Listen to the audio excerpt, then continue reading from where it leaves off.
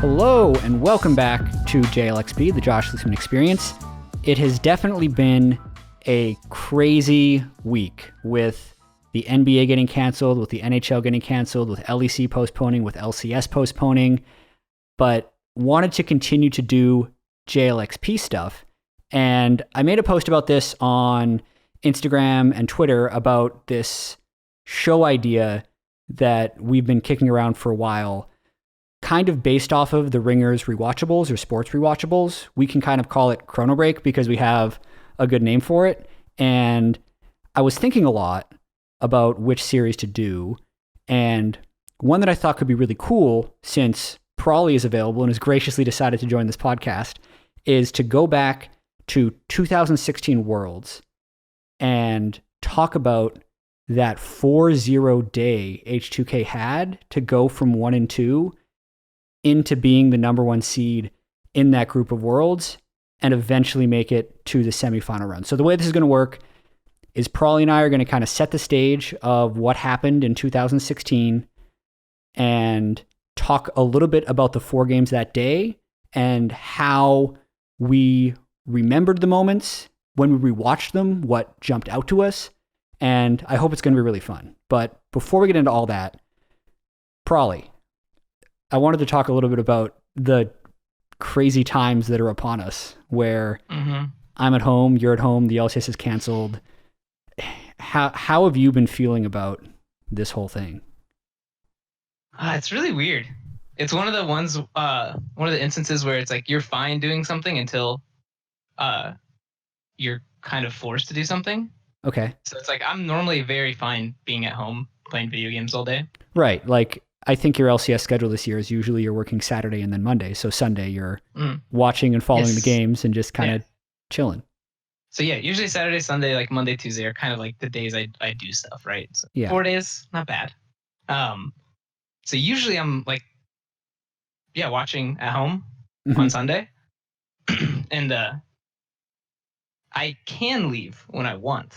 Right. But now during this last week where it's like, I mean, I guess I'm still in the boat where I can leave, but it feels... You can because you're healthy, at least you think you're healthy. Yeah. But all of the stuff that I've read and kind of been told is, well, you probably shouldn't. You don't want to be someone who spreads the coronavirus to others. It's really important to contain and flatten the curve and all these other important things. So it's something where I've been reading and digesting a ton of news, but I don't want to be the person who spreads like the wrong advice. So I'm just being really careful myself and washing my hands and making sure that, you know, I'm not going to be that person who goes and buys like 85 rolls of toilet paper so no one else can get it. Don't. Right. I have my normal amount of toilet paper story. Yeah, that was actually a big issue for us over my apartment because so it's me to go to the store, right? We're running out, and it's one of the things I'm just procrastinating, like usual things in life. Sure. And then, when COVID got more and more serious, I was like, all right, well, we need to go to the store because I'm actually out of toilet paper, actually out of food. And we go, and like the soup aisle's completely gone. Like a lot of the frozen food's gone. All the meat's gone. All the toilet paper's gone. All the like sanitary stuff is gone. Yeah. And I checked on Amazon, and the first full page of like toilet paper was unavailable. Oh my goodness. So I had to order it. Give the supply chain some time to catch up, I think. Because I think people are buying just massive amounts and there's just like not enough toilet paper ready to go into the system. Is this just like FOMO? Like, I think a little bit. The weirdest thing to me is that it is toilet paper is like the thing.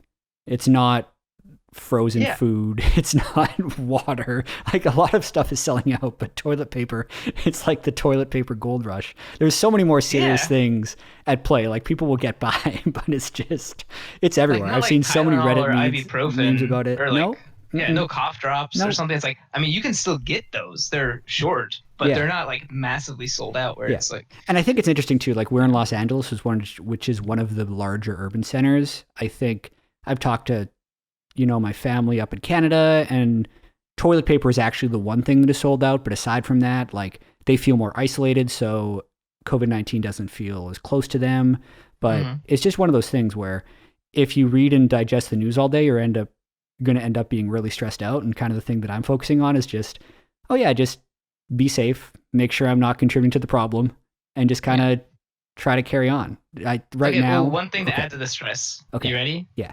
Because I didn't know this. At first, I thought it was highly contagious, but it was like, normal cough, sneeze. And I remember reading that it can survive on surfaces for up to 24 hours. Okay. Which, by the way, is pretty terrifying. But I was like, all right, it's cough. It's like someone's going to exhibit symptoms. And then I found out its incubation period is like 5 to 6 days. And during this period, you're highly contagious and it's airborne.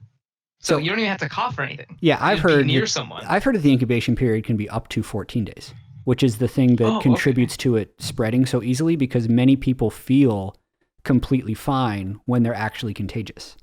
So that's, I don't know exactly, and this is all speculation, but that's like one of the reasons the NBA, I think, suspended so quickly, is because, do you know the Rudy Gobert story? Is that the mic toucher? Yeah. He's the center for the Utah Jazz, but he had like mild flu-like symptoms and was planning on playing. And then they tested him and he had COVID-19. And so did his teammate, Donovan Mitchell, who's in the locker next to him. And then turns out... Was that the guy that was touching the mics? No. Rudy Gobert was the guy who was touching the mics. Oh, okay. And then it turns out a guy he played against the night or 2 nights before also has it. So they're just like, okay, it's just, we need to get a handle on this. We need to make sure nothing spreads. But it's one of those things where there's so much uncertainty, and like even the facts that we just gave, where you're like, oh yeah, 5 to 7 day incubation period. And I'm like, oh yeah, 14-day incubation period. Need to go to like the WHO website or the CDC and go to like an official source to get all the info, because holy crap, is it hard to keep up with all of this stuff. Yeah, but it's worrying some, because like we're learning about it while it's spreading. It's not like something that like happened, like, if like mad cow broke out or something weird. Okay. It's like we would have some history on it. Know what it's going to look like, how it's going to develop, and what to prevent it and stuff. This one is kind of like, don't know where it is. Like, we found out where it came from, right? I think last week they published it was in November, or was it? Coronavirus, COVID-19, I read, is short for coronavirus 2019. So it was discovered like late in 2019, and then has been spreading kind of throughout the world since then. Because that was weird. Like, it started in November like 27th, I think was the date I read. Okay. And then, no one heard about it until like January, and everyone was like, yeah, whatever. I'm gonna avoid getting into all the politics and which countries are dealing with this right and which countries are dealing with this wrong. Oh, I don't know. I'll stick to it. I'll stick to it in like, we're staying home for now. We're doing the best we can to stay clean and stay safe, and hopefully everyone else can do that. And if you tune into this podcast to get away from the corona anxiety, I apologize. I'll give a timestamp to skip to the start of the H2K Chronobreak, because that's what we're going to get into right now. Okay. 9 minutes in. Yeah. This is very easy to get swept up in this conversation, because it's kind of owning our lives right now. We're really stuck inside doing this. Yeah. So it's interesting. Yeah. Sports and esports are so important, and it feels like it's just thrown a huge wrench in all of this. But let's go back in time a little bit. Okay. This was super interesting, because the 2016 World Championship was weird for a lot of different reasons. It was the year that NA hopes were mega, mega high. That was the TSM dream year. They hadn't collapsed when this H2K day had happened. They were going to play the final day of group stage. H2K was in the group with EDG, who, by the way, not only were they the number 1 seed from the LPL, they were 16-0 in summer split. They were an undefeated LPL team that most people had pegged as like, if someone's going to fight and do well against a top Korean team, it's got to be EDG, right? Yeah. Then there's H2K, which you guys had gone 4th place in spring, 3rd place in summer, which then qualified you on championship points as the number 2 seed from Europe. Yeah. Then there was AHQ in the group, and INTZ, the Brazilian team, who on day 1 actually upset EDG to give them their only loss of the first stage of groups. But you were heading in to this day as the last European team with hope, really, because G2 had finished their group 1 and 5. They were the number 1 seed from Europe. Splice was 0 and 3. They were going to play the next day because they were in the TSM RNG Samsung group. So kind of starting from there, what were you expecting as the coach of H2K going into this day where you basically knew you had to go 3-0? it was pretty stressful because I mean the first week of Worlds, even before that day happened, the first week of Worlds always kind of sucks because during Worlds boot camp, this like meta develops with all the teams, and it's hyper aggressive. Mm-hmm. And this was my second year going to Worlds, so I didn't have a strong enough theory on how to play because my first year at Worlds, we just got stomped by SKT and was your first year at EDG. Worlds? Oh yeah, first year at Worlds was H2K, and you were in the group with you were EDG and SKT in the same group. Yeah. Yeah. So we got murdered. So it's really hard to judge like what we are correct on, anything like that. Mm-hmm. So this was kind of like my first like real Worlds where we were like prepping properly and stuff like that. So before the first week, it's hyper aggressive meta. Everyone was playing range supports, and we were really wrong on a lot of our picks because, I mean, for the last like 2 weeks of boot camp, we were playing these picks and it was great. And then you show up on stage and everything that we thought was kind of wrong. So after the first week, we have 2 to 3 day break before the second day starts. Mm-hmm. Yeah, I mean, back then it was actually a pretty long break. I mean, if you were, I think you were probably playing on a Saturday, and that would have been almost 6 days off in between. Was it 6 days? Well, because you play one a day. It used to go Thursday, Friday, Saturday, Sunday, and there would be 12 of the total 16 teams. Like 3 groups would all play one game each day for the first stage of the group stage, and then each group would complete on Thursday, Friday, Saturday, Sunday, playing 3 games per team each day. And I believe H2K was like the second or the third, maybe the second group to finish. So that would have been a Saturday, Friday. But yeah, either way, you did have like a decent amount of time off to kind of prepare. For those of you who don't know as well, like this H2K team was Ottawamne, Yankos, Ryu, Forgiven, and Vander. So like just this crazy mix of personalities. I'm not sure how much like I'll be able to have you talk about behind the scenes of what was happening with H2K, because I heard stories of what that's happened. Good start, right? Yeah, I mean, it was a big mix of crazy personalities, and especially after the first week where I kind of just explained that we kind of had guessed the meta wrong. Okay. Because it's kind of like, I don't know, you have this belief, right? These 2 weeks of practice, you're like, this is correct. Yeah. And then over these few days, you're shown you're wrong, and you have to reevaluate how much you were wrong or how much you just misplayed. Right. Did you play bad or were you wrong? And you told the team that we didn't play bad, we were just wrong? Kind of. I would say like 80-20. Mostly I would focus on the picks because that's an easy thing to control and change and rally a team behind. If you're prepping for another week of practice when you're 1-2 and like pretty close to out of the tournament, and you go, hey players, you guys messed up, morale's gonna be terrible. Was there any sense of, hey, we're Europe's last hope, or was that even on the mind of the team? Because G2 had kind of laid an egg. Yeah, that wasn't a thing. We were really focused on ourselves. 'Cause I mean, honestly, going into Worlds, we were kind of like the rejects already.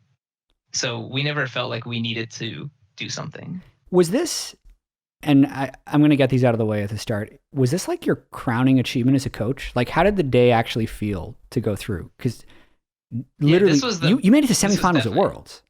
Yeah, this was the best day I ever had as a coach for sure, was the day we went 4-0. Wow. Like, beating Albus Nox was like, Yeah, that was the quarterfinal, like, because they were the wildcard team basically who surprised, like actually got through groups as a number 2 seed. So then you ended up being the number 1 seed that drew into them after this day. But like the bigger achievement was the fact that you beat EDG twice on this day. Yes. The thing that I kind of remembered going back into this World Championship is the group was so certainly EDG number 1. Like it wasn't even a conversation. Absolutely. How, and I guess you never scrimmed them after the groups were drawn, so you only got to play against them on stage. Do you remember what it was like prepping for this team that had gone 16-0 in summer split in the LPL? Like, it was awful.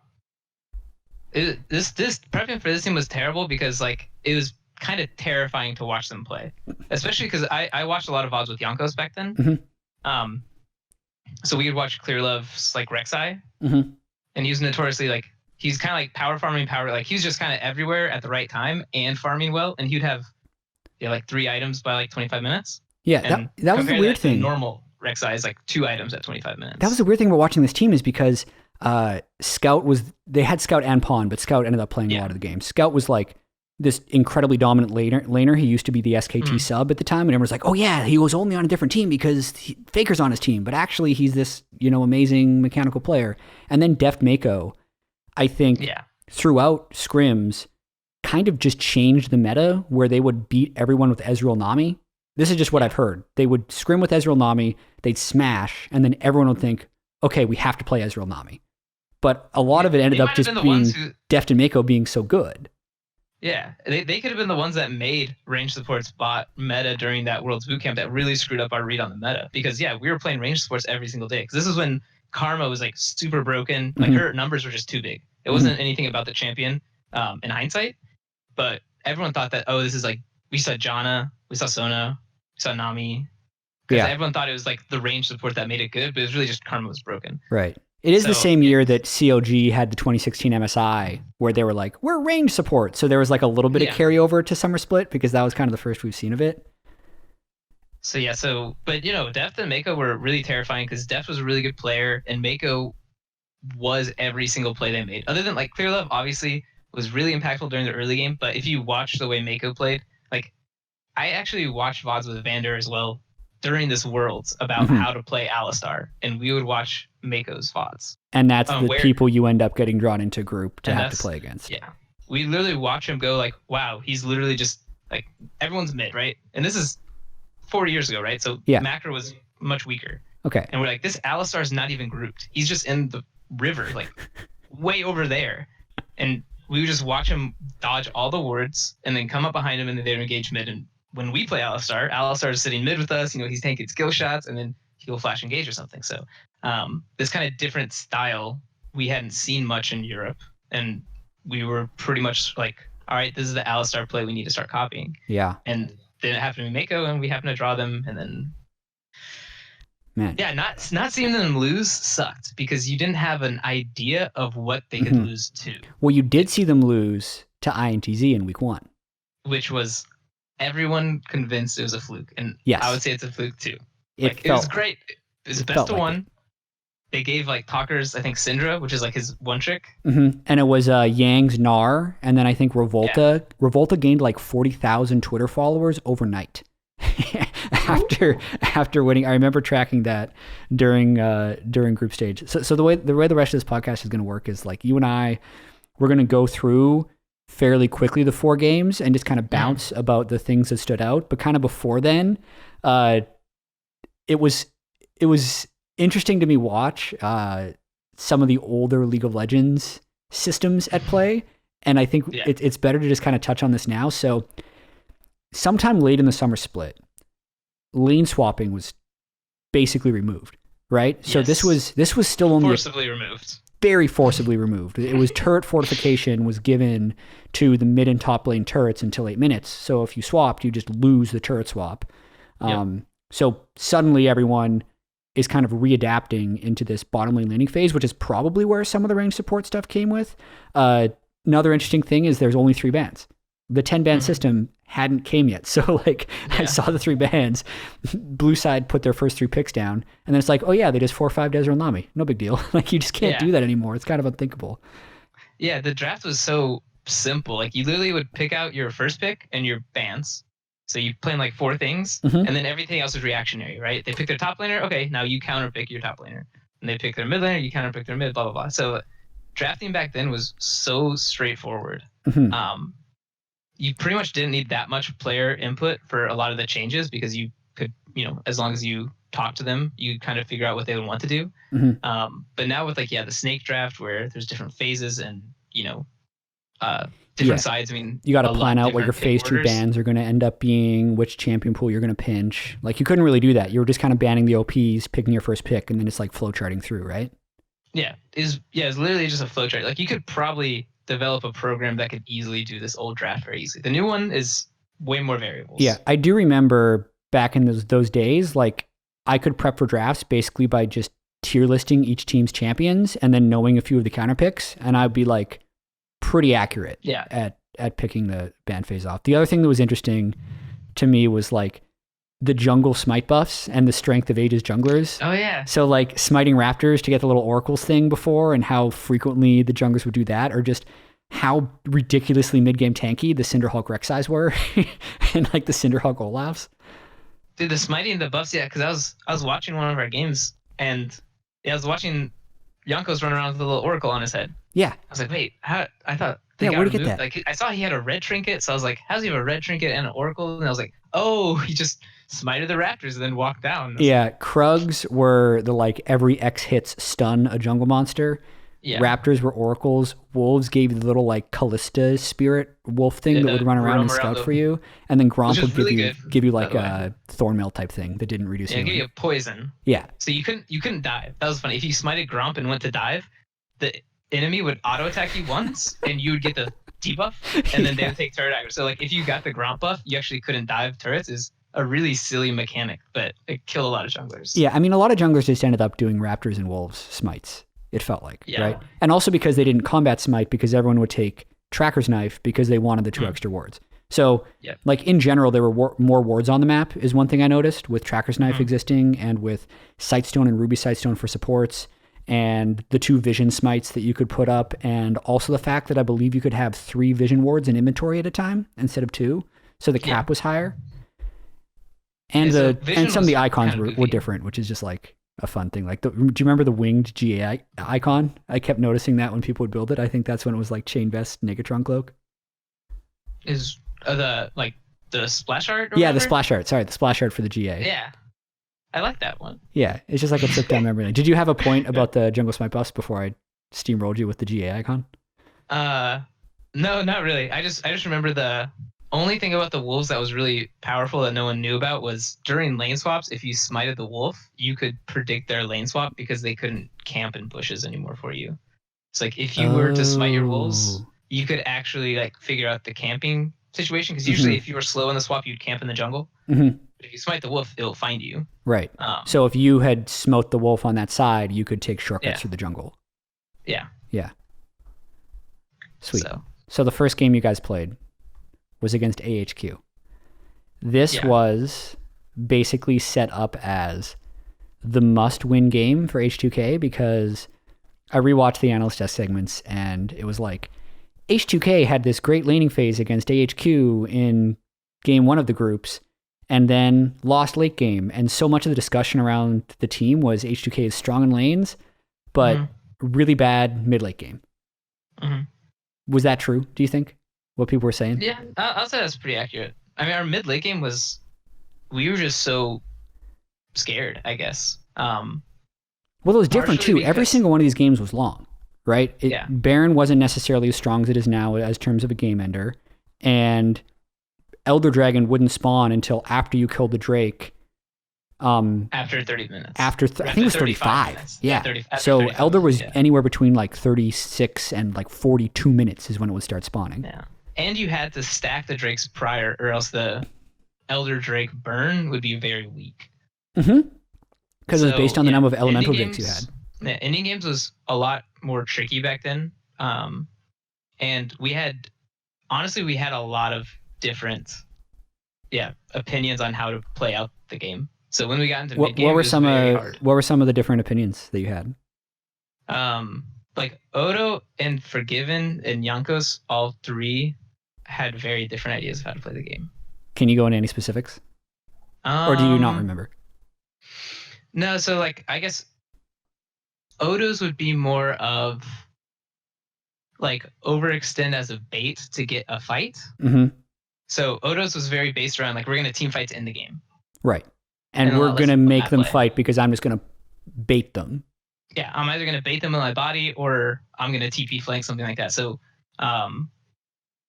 so this was difficult if we were trying to do like a map play or something like that. Sometimes we'd push a lane, right? And then make them come and we'd rotate somewhere else. So this would be difficult because, Jankos is usually like our main caller in that group of 3 between, jungle and bot. So if he was calling like, we're going to make a rotation, Odo would be saying like, hey, let's go fight. Okay. So that was one thing that made it really hard because we had someone who's trying to, pull the trigger to fight, but wasn't in the core of fighting, right? It'd be different if Jankos was the one saying like, hey, let's fight, and I'm going to TP, because then the core 3 is going to engage, and then we're going to have a TP in. And then I'd say Jankos and Ryu were the closest to me in terms of how the map should be played. So usually those were my loudest players on the team. And then the other one was, Forgiven, who had a loud voice, but he was very based around his own strength in the game of where he could go. So if we were going to make a play because mid and top are strong, he would would do that because he would have a different opinion on how to play. I need to do this first, or I need this protection, instead of being like, I'm fine alone, you can leave me. So a lot of the coaching was around Jankos and Ryu, getting them to kind of corral the team into the same idea, which was very hard. Yeah, I can imagine. Well, especially because like League of Legends coaching is, you do the draft and then you walk away and then you get stressed out, right? Yeah, and I can't really talk to them. So yeah, there's literally times where I'm listening to like Ryu making the right call and it's not being listened to, or Jankos making the right call and it's not being listened to. Could you listen to team comms in the back room at this time, like in 2016 summer? Yeah, they had that technology. Yeah, in summer we finally got the technology to actually listen to comms, because prior to that, you pretty much would just watch the games, and once the game was done, you ask your team like, "Who the hell called this? Like, what are we doing here, like, guys?" I don't remember. You just didn't know. Yeah, you didn't know what was happening in the game. You had to review it, like much later with the comms. So having it live was very nice, because we could kind of directly interpret what to change in the next game. So during that last day, that was pretty good because we could figure out who was on that day, I guess, Right. Yeah. And it was very clear, like, Jankos and Ryu were playing really well, and Forgiven had started playing really well during that last day. Yeah, I mean, and, it felt like everything came together for H2K on the final day. Yeah. I mean, a lot of it was the prep before that day was a lot of yelling and fighting before we actually got to do it. So I think a lot of the, I guess, strength that we got by coming together happened the days prior, where we're literally like all at each other's throats trying to prep for this. How are we going to be EDG? Was that like, how are we going to be HQ? How close to just like mega toxic and everything falling apart do you think H2K was before coming together on the final day? Like coming into the final day, we'll obviously get into this, but like I always like looking at the players' faces after each successive win. So after the HQ win, even though that's technically the most important thing to win because that's ultimately who you're going to be tiebreaking with, the team didn't look very happy. And then like after the EDG win, the team started to get happy. And then eventually after you finished the tiebreaker game against EDG, it's like, okay, that's when the hugs come out. But it felt like, to me, there was still a lot of tension, like a lot of tension, even after the first win against AHQ. Well, definitely part of that is my fault, because I definitely told the players, especially on that last day. I told it during the regular season. Usually one of my things back then was like, as soon as the game is done, you get up and you come back instantly. I don't want to have people staring into webcams. Like, I mean, not flaming, but a big kind of poster child for doing this was Reckless sitting and like crying in his cam, or like Soaz. Like, just really like staying on stage. Yeah, staying on stage after a win or a loss. That really bothered me when players would make it kind of about them instead of the team. So I told the team, we end a game and you guys come back, win or loss, no matter what, like as fast as you can. So our matches when we were winning, they'd get up and leave. Like, I mean, you guys can high five or hug, but run backstage and we're going to review and prep for the next game. And that's kind of what they did. And I think after we won HQ, because the HQ game was not clean. Yeah. Okay. Let's get into this. You said you looked a little bit. Looked a little bit at the drafts. We had HQ with Rumble, Rek'Sai, Lissandra, Sivir, Karma. So double Magic Soul lanes. Tank Rek'Sai was the thing back then. This was not like Warrior Rek'Sai that everyone's doing now. It was very much just like low damage. And then Sivir, Karma. And then H2K had Jace, Elise, Ryze, Caitlyn, Alistar. So there was this weird, you guys still had Alistar, they had range support. but you had Caitlyn against Sivir. Yeah. Did you think that lane was supposed to win? Because like No. it ended up winning. Yeah. This is one of the moments like I was still getting better at it, but understanding when my player is right and wrong. Forgiven and Vander were both telling me we can give them Karma. Karma's broken, super broken champion. But they're telling me this bot lane will not play aggressive. They're going to farm, and we can win with this matchup against Karma. So let us have it, and we'll be better later in the game. Because like Vander was always better on engaging when he would pair up with Jankos later. So I always wanted Vander on engage anyways. So we could bait them into a first pick Karma, and I had to just trust my bot lane's correct, and I did. I was like, all right, you guys want to play this? Like we gotta win. Let's give them Karma, and you guys are gonna get your Caitlyn, and let's go. Yeah. So they did it, and they played the lane really well. I actually rewatched that laning phase, and I was just pretty good. Yeah, they like smashed the lane phase. I was interested in the Jace Rise because both of them started like heavy MR stacking.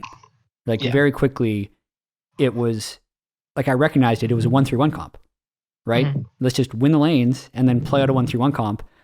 It's not exactly like the types of 1-3-1s we see maybe in 2020, where they never actually seemed to like make plays on sides as much. It was more, oh yeah, we got our advantage in 1-3-1, and then we team fought because Rise was big. Like that's kind of how it ended up happening. So back then 1-3-1 was a farming method where you would gain more resources than them because no one would properly catch side lanes. So 1-3-1 was not how to win the game. It was how to gain a big enough advantage to then fight and win the game. Yeah. And it was how like weak we were back then. This game ended up being a really slow feeling game where H2K was just getting stronger and stronger. And 28 minutes in, there was strong mid lane control, and then just like this kind of sloppy Baron play that ended up in a fight. And I'd completely forgotten this happened. You hadn't. After H2K win the fight, there's this support Karma running around as 4 H2K people are in Baron. And I can imagine how you're feeling in this moment because the Karma Q just steals it. It just takes Baron. And I think I was texting you because I was rewatching the game. Like, holy crap, I forgot this happened. Were your emotions as a coach just like drained in that moment, knowing you have to win this game 1 to kind of start your day and then to see a Karma just sneak in and take a Baron? Not really. It just made me want to kill the enemy team more. I mean, I'm not playing the game, but I still feel, like very vicariously through the players. So, no, I'll never forget it because I was like kind of jokingly mad with Forgiven afterwards. Okay. Because he's and Vander, both of them. Yeah. Vander was on Alistar. He was looking for Mountains Rek'Sai, if I remember the VOD. Like you heard the Rek'Sai ult go off in the mid lane because that's back when Rek'Sai's ult was the pseudo global that could go to his tunnels, and it's like, well, Rek'Sai could be around. Let's go search for him. Yeah, but we saw him mid. Yeah, he did ult into mid. He portal it, but then Karma Q is about to come out, and Forgiven literally just sidesteps the Karma Q while he's auto spacing her, and he's like, "Dude, just stand still, and she can't steal the Baron." So it was one we never actually reviewed it or anything in that way, but it was one of the moments where I'm just like, this is never gonna happen again. But I'm so upset that it happened because he literally just auto attacking and then moving like he normally does, and then Karma Q just like scoots on by. Yeah, it ended up only being a mild misstep. You guys still ended up winning the game. It was a 41-minute win. It was 14 kills to 6. And it was quite interesting because literally the next game was H2K versus EDG. So you had almost no time to reset or re-prepare. How did you deal with those like 15 minutes that you had after beating HQ, moving straight into EDG, which is, I mean, not even a game many people like expected you to win? While we were in game 1, or before we went into game 1, I told my players I'm going to start prepping for game 2. So were you even really closely watching the AHQ game, or were you just? Yeah, I was like, it was one of the like hyper focused moments where you're able to do more things than once, only because you're like super stressed out and like intensely invested.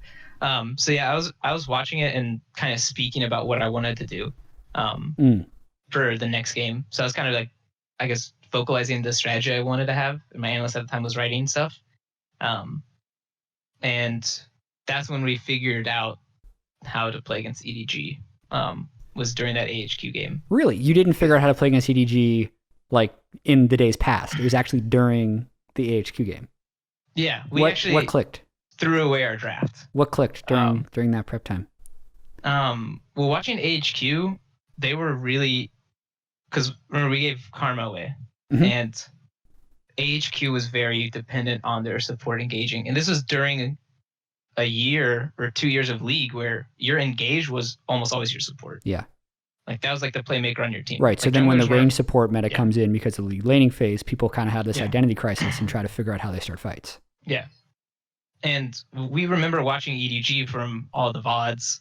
Even when they would play Rek'Sai, we know Rek'Sai is not that big of an engage. He has Flash Tunnel or Flash Umbro. Yeah. So we're like, all right, well, Clear Love's not going to be that terrifying if he's their only engage. So we need to get their support off engage. So during that game, once the players finally came back, we were like, all right, we're going to just ban out Mako, ban melee supports. And I think, so we had Alistar, Tom Kench bans. Yeah. So moving into game 2, the analyst desk segment, it was me, Deficio, and Clement on the analyst desk, actually.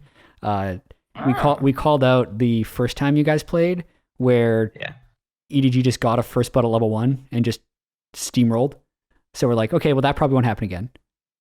And Deficio actually says that H2K can only win through laning phase. We had to have a lead.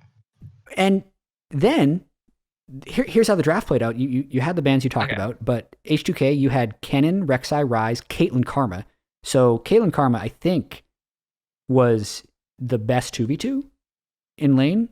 Yeah. Maybe aside from the Ezreal Nami, because that's what EDG had. EDG had Poppy, Elise, Malzahar, Ezreal, and Nami. Yeah. And Krepo called out in the cast, hey, this is a 3 winning lanes draft from H2K. They have to make something happen. Is that kind of how you felt after that draft? Nah. How'd you feel? Once we got, once I saw the Nami, I thought we won. Really? Yeah. Why? Because you didn't think they could win the 2v2, or they just wouldn't have engage? Yeah, because they look really, really messy without Mako making plays. And when he picked Nami, we were like, all right, they're stuck in last week's meta, where we realized range supports suck. And they are still thinking range supports are good. And we banned Jhin. I think, Jhin was a special ban as well, because he wasn't an OP champion. I think it was just a def champion. Right. Where they were engaging off of his W's. So I think this was another engage ban for bot. Right. You're just like, let's make it so EDG can't engage. Like, let's just make their engages as sloppy as possible. Yeah. Well, I mentioned how, like, our mid game sometimes is hard because Odo would call the fight and not the group.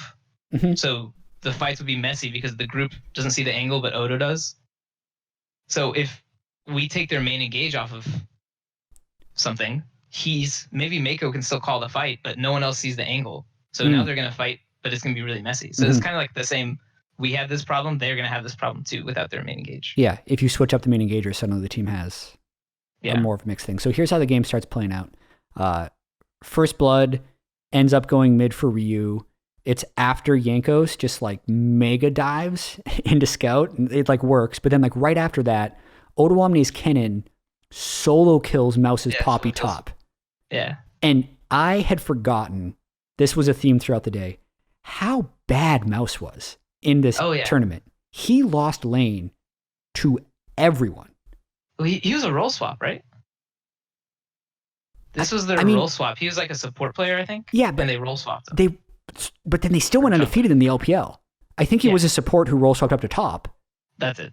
But he was still a professional top laner who went 16-0. Like I remember how shocked I was that every game it's like, this is one of those players that, I mean, hopefully the game is more evolved and we're more willing to call this stuff out, but like, we wouldn't say EDG is a top team with this player. You'd think. Or would we? I don't know, because back then I think top lane was very non-impactful. Yeah, Mouse had a pretty big impact.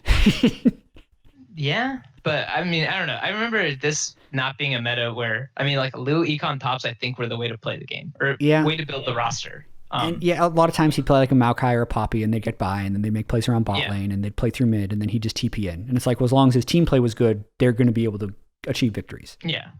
His role on that team was never to win or anything. I mean, like Clearlove would carry him by ganking his lane or anything. So early game was like on Clearlove, and then later in the game it was on Mako engaging, and then Deft and Pawn would just carry the game by team fighting really well. So getting back to this game, first blood for you, Odoamne solo kills Mouse top. 8 minutes in, Rise goes top. They kill Mouse again because they brought the Ken and Rek'Sai Rise. So like Poppy's behind, the game's starting to get snowballed. At 17 minutes, H2K has a 4,000 gold lead. It's 2 turns to 1. You guys have an Infernal Drake. I feel like Ryu's really starting to style on mid, like the Rise versus Malzahar. Like he's just taking turret shots all the time, harassing him down over and over. Yanko's is like not leaving mid. He's basically always in either side of the river. But there was an interesting part in this game where the casters called this out. They say, hey, Ryu is just building his damage items. He skipped the QSS. Yeah. Because, he's so far ahead and he always has Yankos there, so they'll win every 2v2. And this is the point in the game where EDG actually starts coming back in, because at 18 minutes, Scout flash alts Ryu, they get a kill, Yankos is a little late, they get another kill, then as soon as he's up again, they kill him again bottom lane, and suddenly the game is getting very tense. Yeah. So they kill him mid, take mid turret. Or no, they don't take they kill him mid, and then they go into our red jungle and camp. Yep. And then he comes out bottom lane, and they just kill him again. Like basically on cooldown of the Malzahar ult. Yeah. So game is like getting back into evenness, and Clearlove then ganks bot lane 25 minutes in. They don't kill Odo. I think that's who they're trying to kill. And H2K just rushes Baron and gets it at 25 minutes, and Rise ults out. Do you remember that moment? Kinda. Hold on, let me see. Yeah. It was basically like, I remember on the analyst desk, we kind of called this out. We're thinking, what is Clearlove doing down here? And it kind of speaks to maybe some of the stuff you were talking about where, hey, we've taken away the main part of EDG. So Clearlove is just like looking for things to do. But realistically, like they need to be respecting the Baron setup at an eventual point. So you get that Baron.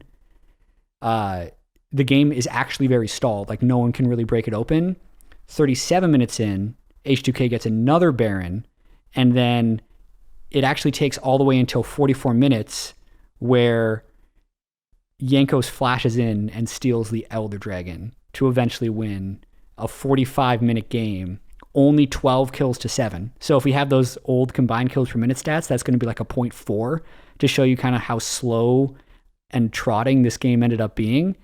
And this is where the hugs came out from H2K. Like I saw you coming on stage. You were like, I think you're like doing like light fist to like the chest of Yankos or Forgiven or something. Like you were really pumped up after this one. How did you feel after like finally taking down EDG? I mean, this was a hard game because it was really stressful and we couldn't figure out how to actually win. Yeah. And I say we because I'm like, like I said, mean, you talk about strategy. You're watching it. Yeah, I'm not sitting there going like, oh, idiots, why don't you just go push bot? I'm listening to how they're talking and I'm like, yeah, they can't figure it out. I can't figure it out because we're kind of doing it together. So yeah, I mean, it's not like it should have been easy. Neither of these team compositions have great initiation. Like you have Kennen, Rek'Sai Rise, Caitlyn Karma. You don't have the support initiation. Basically, when you look at the comp now, it's like you're either realm warping in for a good flank or you're finding a good Kennen flank TP off of a 1-3-1. But like, if you do the wrong engage against Ezreal, Nami, Malzahar, you just get wiped, right? Yeah. So it's this, it actually is really delicate. There's more wards on the map than we have now. So it's harder to find flanks and harder to sneak up on people. And like, this is just kind of the way the game went back then. Yeah. And we definitely weren't a good enough team to play a 1-3-1 out like properly and choke someone out, force them to fight. Mm-hmm. So this was pretty much, we were going to push lanes in group and then fight somewhere. And we would push lanes. And once we got all the outer towers down, we were like, all right, well, we got to go fight around Baron or something. Yeah. And like I think their team fight comp was a bit better than ours. Right. If it was like front to back. Mm-hmm. Yeah, I mean, they even if Mouse was behind on Poppy, like they had a tank. Yeah. And this is when like Sunfire, Iceborne Gauntlet, Spirit Visage was like an insane trio of items where you could like 1v1 people. I remember those days. Once you got those items on a tank, you're just like, yep, I'm good. Yeah, I'm going to go kill someone now. Yeah. So yeah, this is a hard game to end. And it was getting out of our hands after the lead we had. So it felt even more scary to play it. Yeah. Or to watch it. Mm-hmm. And yeah, obviously after like the Odo solo kill, I could start feel a bit fire with them. Mm-hmm. And then yeah, after the kill, yeah, Yanko stole the Elder Drake and Forgiven screaming. Yeah. Yeah, I mean, like that was people didn't know Yankos very well back then. Exactly. He was so him yelling like that is a very honest reaction. Mm-hmm. Like that wasn't like I'm gonna get attention by yelling or anything like that. Like this was a player who like achieved something, and this is like he can't communicate. He can't say yes or yay. Like he wasn't able to do that.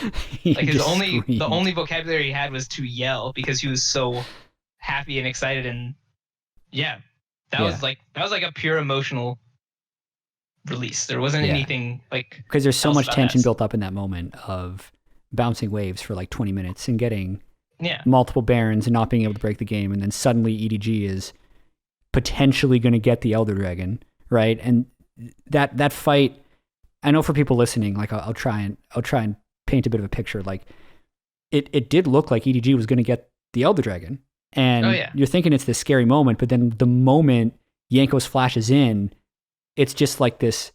It felt like everything came together. Forgiven like flashes over the back of the pit and just starts like sniping people with Caitlyn because he's at like 400 CS at a certain point in the game, and he's super strong. And now he's got this like mega elemental Elder Dragon just like trucking people down.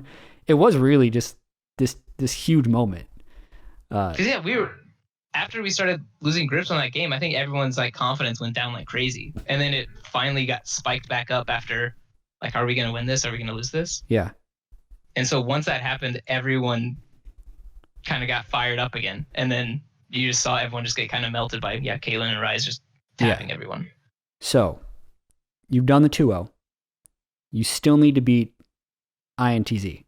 Yeah. This has actually sunk a lot of teams in World's history. Like they beat who they think is the boss, but then they still have like an extra game that they just need to secure to make sure they move on. And actually, if you lost this game to INTZ, instead of playing a tiebreaker for first, you guys would have ended up being a tiebreaker for second with the way the group ended up playing out. We don't need to go too into the INTZ game because it ended up being a little bit of an afterthought, but there was a moment in the game where Jankos was on Olaf, and he was just getting mega invaded because the other team, INTZ, had Aurelion Sol and Elise. They were the ones invading Jankos, and Jankos was on Olaf. Your team comp in this game was Rumble, Olaf, Cassio, Sivir, Alistair. So it's actually this, like it's a weak bot lane, the Sivir, Alistair, but Forgiven and Vander at this point were playing so well that they just like won every lane and still had a huge amount of CS. And as soon as the early game like onslaught by INTZ was done, because INTZ was eliminated, after their upset win, they just couldn't make any other noise. And H2K ended up just like, you outscaled really quick and won 29 minutes in, 16 kills to 4. Mm-hmm. Do you have any memories spring into mind about that game 3 against INTZ? Because it's not like the biggest part of the 4-0 day. It's mainly the 2 EDG games.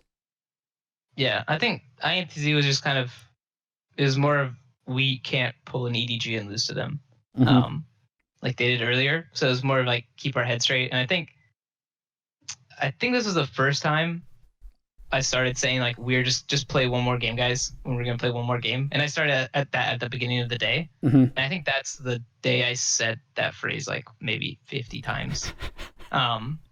So yeah, before and after the INTZ game, it was pretty much as like, we're going to play one more. We just need to play one more, guys. Like, don't worry about anything else. We're playing one game right now. Mm-hmm. I think the INTZ was just kind of there. It was like just one more step along the process. Yeah, it was one more step, and like they weren't strong enough laners to beat our players. So it was kind of like, unless something crazy or unless I draft really badly or something like that, I think they don't have the champion pools to punish these players. So okay, so you win this game. It locks you into quarterfinals. Your record's 4-2, and then the final scheduled game of the day was AHQ versus EDG. You may not have rewatched this one, but I have like some memories of this game because the loser is actually eliminated, and then the winner gets to go into this tiebreaker. And I remember I had this moment on the desk where I was like, I've completely lost faith in EDG. They don't look like they know what they're doing. I think AHQ is going to take them out. I think AHQ actually has better team play, and EDG hasn't been lane dominant enough that this is over. And EDG subs in Pawn, and in this game, AHQ actually had a 5,000 gold lead by 22 minutes. But they end up... What mid did they get to play? So they had TF. Okay. Yeah. This is Westor back then. Yeah, this is Westor TF. TF, Fizz, and Malzahar. Those were his only three. Played 3 champions. And he's been to Worlds like 3 times at this point. Yeah, he's been to Worlds so much. So he's like, everyone knows his champion pool. And he knows his champion pool. And it's so strange to play against this like veteran player who could play 3 champions. Yeah. But yeah, he got one of his champions. Consistently the number 2 seed, because it was always Flash Wolves number 1 and then always HQ number 2. But anyway, we don't need to go super in depth about this game. Pawn ends up getting really fed on Vladimir after they subbed out Scout. He ends the game like 7-0-9 on Vlad. And that's the big question mark going into the 7th game of the day for H2K EDG. And like, this is a moment now where you played game 1 and now it's 6.5 hours later to play this tiebreaker. You're playing against a different mid laner. At this point, the analyst desk actually did triple predict H2K because it did kind of feel like EDG had boomed or something. Mm-hmm. When you were, if you can remember, prepping this game, did you think EDG had boomed, or did you think that people had just figured them out, or that the meta just ended up being bad for them and they were actually playing at their level? Or was that even part of your brain where you just so focused on, let's nail this next draft and get the number 1 seed? Yeah, I don't think I had any of those thoughts. I mean, I know, so during the last day, all the teams in Group C would be in like the same waiting area. Mm-hmm. So all the teams, like we'd be watching 2 teams play, and then us and the other team would be sitting watching. So I remember sitting in this like, these little chairs that they put out for us with EDG.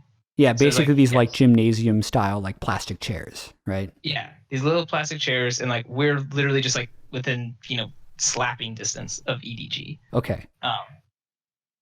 And how did you watch the whole game there? No, we normally watch the end of the game, I think. Okay, because you'd be in your own room. Yeah, we'd then prep for a bit. As the game's about to end, you need to be on standby so you can go load the stage so they can do the turnaround. Yeah. But you're watching the end of this EDG HQ game, knowing you'll play the winner. Yeah. So we'd be watching them, and I think during the day, I didn't notice anything, but I did remember it being really weird, like standing next to our opponents for 15 minutes and watch a game together. So I was like, we all hate you, like we want to murder you guys. But yeah, during this game, the winner, I feel like we didn't prep for AHQ winning. I think we probably did, but I feel like I don't remember thinking about anyone other than EDG that day. Mm-hmm. Other than like us keeping our momentum and we need to kill EDG. Mm-hmm. All right. So we're going to get through this final game. This is the one you brought up, the Jin Nami earlier. EDG gets it. Their team comp is Echo, Lee, Aurelion Sol, Jin, and Nami. And H2K has Rumble again. They got Rumble Olaf, Syndra, but the Caitlyn Karma. Mm-hmm. So A-Sol gets push against everything, right? Yeah. So Pawn has mid control. But in this game, The Caitlyn Karma just demolishes the Jhin Nami. There was a 20 CS lead bot at 6 minutes in a pure 2v2. That's just like, that was nuts. Because I think our jungle path every single game this tournament was bought at 3 minutes. So there was an early gank, and that was that just like, did you practice that, or was that just Jankos and Forgiven being? Well, it was like, this is Forgiven's playstyle. He's going to play this way. Mm-hmm. He's really good at this style. But obviously, it kind of shoehorned Jankos into not having choices in the early game because Forgiven would not alter his early game aggression. That sounds difficult to deal with. Yeah, it was hard. I mean, because it's hard to argue because it worked, right? Right. Forgiven kept getting these advantages, so it was like frustrating. So, but it was at the same time, it was like, well, if it works, why change it? Yeah. Except for Odo sitting there going like, hey, I can't play these matchups because I can't have a jungler. So it's like the flexibility would have been really fun. Maybe it would have just been fun and not the correct play style. Yeah. For us to actually win. But since Forgiven was so rigid in this play style because he was so good at it, this became the highest percentage play early game always. Our jungler has to be bought at 3 minutes. Forgiven, you're going to get your advantage. And if they 3v3 us, well, you have an advantage from early laning phase, so we should be able to win the 3v3. And if they're not there, you just get to keep punishing this lane, knowing that you have a jungler in your pocket. Is this something that you only did in this day, or was this something you were attempting like all throughout Summer Split with H2K and all throughout day one of group stage or stage one of group stage? Or was this pretty much just at this moment? So this was, towards the end. Because it was, obviously during the year with Forgiven, I wanted to learn different styles so we weren't so predictable or one-dimensional or easy to counter. So during the year, we never played this way constantly. But, going into the last day of Worlds, it was no longer, we don't need to learn anything anymore. We need to play what our best is no matter what. Yeah. And this was definitely our best. So it would have not made sense to go anywhere else on the map. Yeah. I like it when teams actually have a best that they can fall back on. Like you kind of know when it happens in those moments. I'm gonna move through the big beats of this game and stop me if you have anything else to add. So there's the 20 CS advantage by 6 minutes. Mouse is also mega far down as Echo against Rumble. Oh yeah, that was one big thing is we got Rumble, which was pretty big. That was like Odo's best champion at the time. And they picked kind of a skill matchup in Echo. And like you said, like Mouse is having a bad bad year kind of thing. So that was great for us. So we got to, like, when they picked the Poppy, we were kind of frustrated because, Odo got the solo kill, which is great. But it's like, Odo can't really kill the Poppy. Again. Like, Poppy will always be useful. Right. So when they picked the Echo, we felt a bit of a sigh of relief. Where it's like, all right, it was tank Echo, right? It was still tank Echo meta. So it's like, he'll still be a tank, but he's not unkillable. Yeah. Like a Poppy was. So when they picked something more skill-related match up top, it was really happy for us. All right, so you got bot lane and top lane advantages. You get a 1.5K gold lead and an Infernal Drake by 10 minutes off of those. By 22 minutes, H2K's up 5K, and it kind of feels like we outlined the comps, Echo, Lee, Asol, Jhin, Nami versus Caitlyn, Karma, Cinder, Olaf, Rumble. As I'm watching it again, I'm like, EDG doesn't really have a good way to win this one. 38 minutes in, 10,000 gold lead, 8 kills to 7. There's another Baron steal. Clear love is Leesman, just like there's no wards behind the pit. H2K started Baron. He just hops in there, steals Baron. You wonder if it's the tilter, but like actually the gold lead is still massive. The items are still massively different. Jhin at this point has a Maw, an Essence Reaver, an RFC, and Last Whisper versus like a 4-item Caitlyn with a Karma powering him up. So the gold lead moves to 8K. H2K wins a fight by their own Raptors. You get 3 kills and an Elder. And weirdly symbolically, the end of the game is a little bit messy. Everyone on H2K dies as Forgiven completes an ace, and he just like solo Caitlyn kills the Nexus as H2K clinches the 4-0. How was that like going through and rewatching this moment? I mean, this was another game where Were I you felt distressed? more confident as soon as we finished draft again. Because Yeah. again, the players were like, we were a very tilty team. We were a very like momentum based team. Where if we won, we could win. If we're losing, we're going to lose hard. Yeah, confidence players, I think, is one of the quotes Yeah. that was used back then.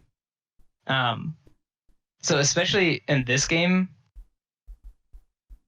like when we're losing Barons and stuff like that, I actually wasn't that worried about the momentum shifting a bit because everyone is so frustrated from everything. Because the team was like, we were a very dysfunctional team. Okay.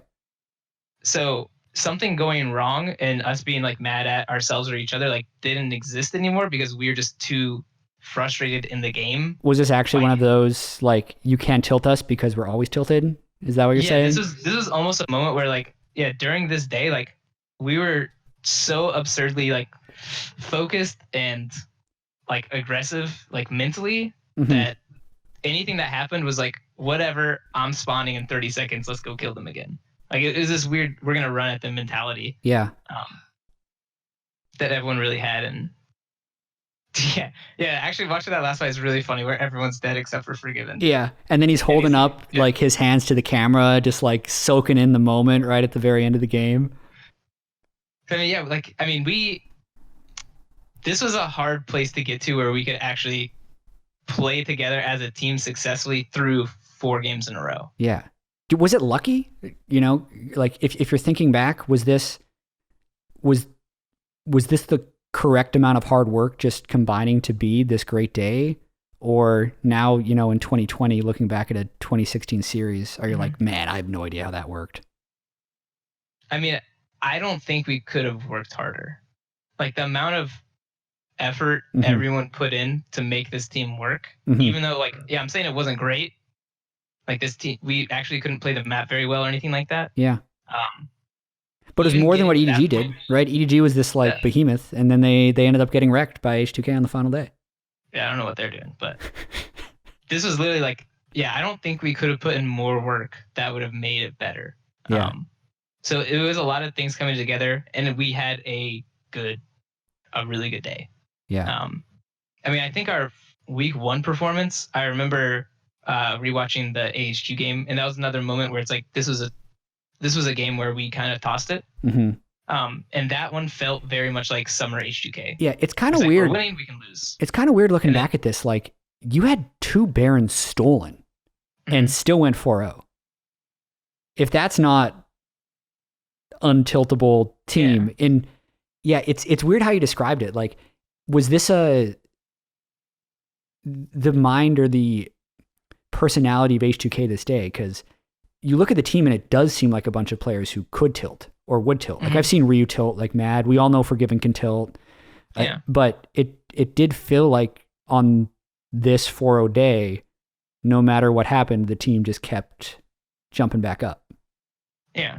Well, I mean, this was you know, when people talk about like coaching like aggression into a player and how that's like impossible and how like, you know, coaching someone to calm down is much easier. Okay. Like this was literally that. This is that team for me. Like all 5 you just had to get them to calm down. down. Yeah, I had to get every single one of those players to calm down and focus. So during that last day, that's kind of what it was. It's like, you guys are mad, I'm mad, but let's try to play together for 30 minutes at a time. Yeah. Damn. Well, we got about 5 more minutes left, and I feel like looking back at this moment, watching the broadcast and trying to get my head in the time is like, this was kind of a precursor to EU greater than an A for sure. You know what I mean? Like we had literally just came off 2016 MSI where G2 vacation memes happened. They were 2-8. COG went 7-3, made it to finals. Everyone was mega hyped up on TSM because they'd nearly gone undefeated, and they were thinking like anything less than semifinals is a disappointment. You watch G2 win back-to-back splits. They go 1-5. Splice goes 0-3. I think a lot of people expected H2K to maybe be a 2nd seed, maybe not even make it out. And then they're just like kind of waiting for the rest of NA to move on. But this totally flipped it, right? H2K gets the number 1 seed. They go all the way to semifinals. TSM, which I think will be a future version of this episode, because that day of TSM in 2016 Worlds was like mega iconic in the history of North American League of Legends. But this scrappy H2K org who never really put it together during the regular season, finishing 4th and then 3rd, managed to take down the best team in China as the last hope of Europe and make it all the way to semifinals. Like it's really remarkable looking back at it, you know? Yeah, and I mean, even I remember going 1 and 2 because, right, we got through the playoffs, the point system through playoffs, right? Because we got 3rd in playoffs. Yeah, it was the championship point system. So even though you finished 4th and 3rd, you were the 2nd seed from the EULCS. Yeah, but I remember, no one really cared that much about us because it was like Splice and G2 are coming. Yep. And then especially after the first week, no one really cared about us. Because after we lost to AHQ, we were like, all right, well, we have a pretty low chance now. So 1 and 2 H2K. Europe's doomed. Ended up being the pride of Europe, but it was a... Did it feel redeeming in the moment? Scrappy. Or were you just too stressed out and you'd worked too hard to really realize what had just happened? Because even now, it almost doesn't seem like it... Like, people still kind of look at this H2K run and like, but EDG was bad and then they played ANX. But, like, in the moment, it is still pretty incredible.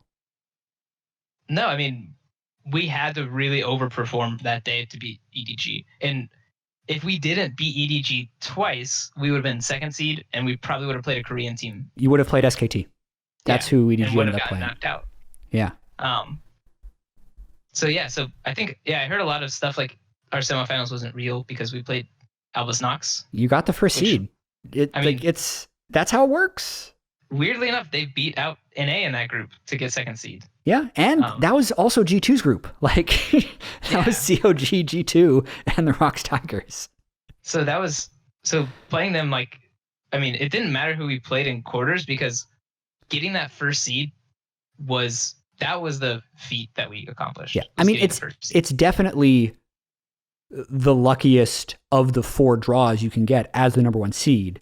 But that doesn't take away from the fact that, like, EDG was very validly a pool 1 at the top of the group, and H2K very validly took them down in order to earn the right to get that ANX draw. You know what I mean? Yeah. Any final thoughts before I let you go? No, I mean, that was a run down memory lane. That was an insane run. That was definitely a proudest day of coaching, for sure. Being on that team, that was really insane that we could go 4-0 in that day. Yeah. This is going to be one of the better ones because it's running back all these like happy memories until I do the rewatchables of like, oh yeah, this is where TSM, loses to RNG and Samsung, and then NA's hopes are crushed. Yeah. Yeah. That happened like the next day. We'll get to that soon. Dude, weirdly enough, I remember us watching TSM to learn how to do some dives, how to do some map plays. Yeah, they were good. They were actually good. Yeah, they were good. Yeah. They were really good. Man, those were the days. I think that hype was deserved. Yeah. But I don't know what happened at Worlds. Yeah. That's for later discoveries. Okay. All right, for those people listening, I'm going to try and do more of these as long as LCS, LEC are postponed on the JLXP YouTube channel. Make sure you subscribe on Spotify or Apple Podcasts or wherever you get the podcasts. Big thanks to pr0lly for taking this journey into the past with me, and we'll see you next time.